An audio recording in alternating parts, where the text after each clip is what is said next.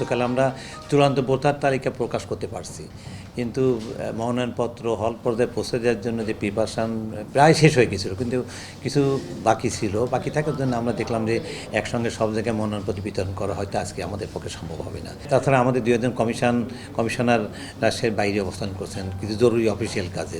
এই জন্যে আমরা আজকে বা কালকের মধ্যে মানে সকল কমিশনারদের নিয়ে পূর্ণাঙ্গ কমিশন বসে পরবর্তী পর্যায়ে ইমিডিয়েটলি ডেট ঠিক করবো। রাজশাহী বিশ্ববিদ্যালয়ে 35 বছর পর নির্বাচনটা অনুষ্ঠিত হতে যাচ্ছে। অনেকগুলো সংগঠন এখানে সক্রিয় রয়েছে, ক্যাম্পাস ভিত্তিক কিছু সাংস্কৃতিক সংগঠন আছে, কিছু স্বেচ্ছাসেবী সংগঠন আছে, আবার সমন্বয়করাও আছেন যারা জেএনজি বলে পরিচিত।